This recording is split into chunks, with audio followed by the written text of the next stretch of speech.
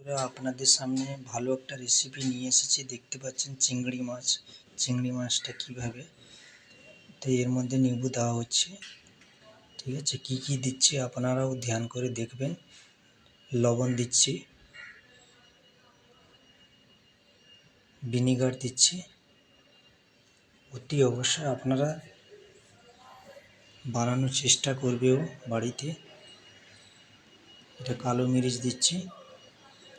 এটা আমার মাখানো হয়ে গেল। 20 মিনিট রাখবে। ঠিক আছে, 20 মিনিট। এটা অলিভ অয়েল তেল দেওয়া হচ্ছে। এটা আমাদের ইন্ডিয়ান খাবার না, এটা বাইরের দেশে বেশিরভাগ চলে। ঠিক আছে বন্ধুরা, আপনারাও বাড়িতে বানানোর চেষ্টা করবে। দেখতে পাচ্ছেন চিংড়ি মাছটাকে মাঝখান দিয়ে কেটে দিবে। ঠিক আছে, কিভাবে আমি কাটছি এইভাবে আপনারাও কাটবেন। মাঝখানেই মশলাটা থাকবে। দেখতে পাচ্ছেন কীরকমভাবে আমি কাটছি। আপনারা মন দিয়ে দেখবেন আর এইভাবে আপনারাও বানানোর চেষ্টা করবে অতি অবশ্যই। আর খেতে খুবই টেস্টি লাগে, খুবই ভালো লাগবে। আর মার্কেটে এই মোটা মির্চি পাওয়া যায়।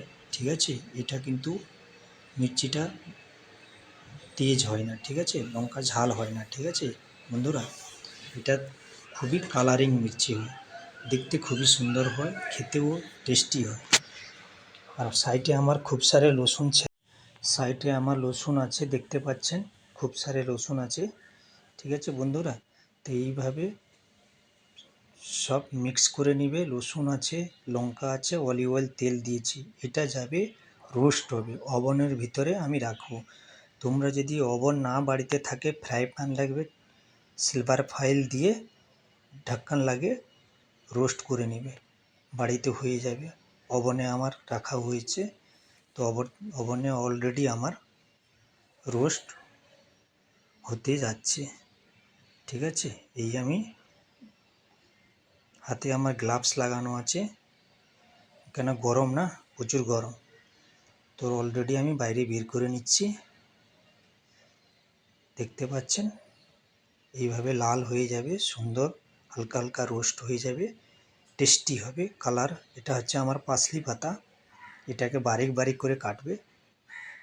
এই পাতাটা বারিক বারিক কাটার পর একটা বলের মধ্যে রাখবে।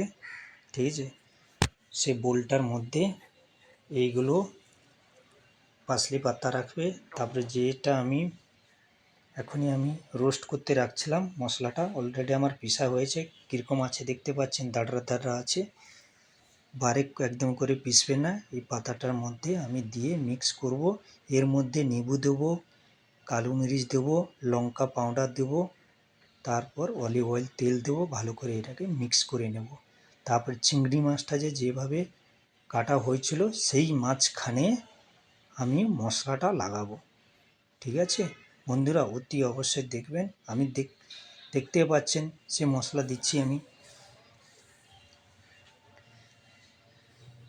বন্ধুরা, আপনারা অতি অবশ্যই ভালো করে দেখবে।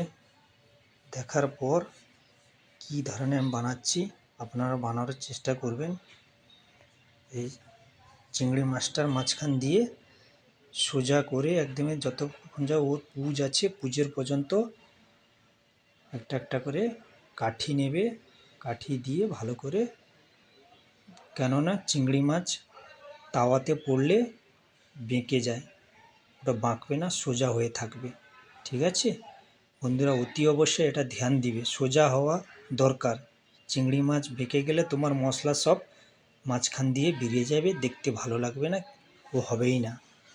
তো আমি কিভাবে বানাচ্ছি আপনারা এইভাবে বানাবে। দেখতে পাচ্ছেন অলরেডি আমার চিংড়ি মাছ দেওয়া হচ্ছে, হাতে করে তুলে রাখছি ফ্রাই প্যানে।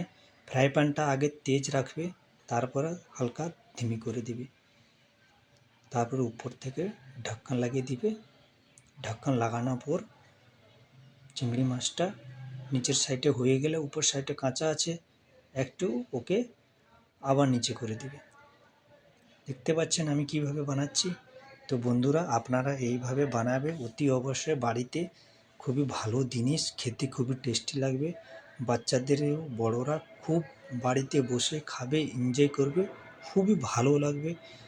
বড় বড় গেস্ট এলে আপনাদের বাড়িতে এইভাবে বানিয়ে খাওয়াবে, ওরাও আপনাদের তারিফ করবে, খুবই ভালো লাগবে।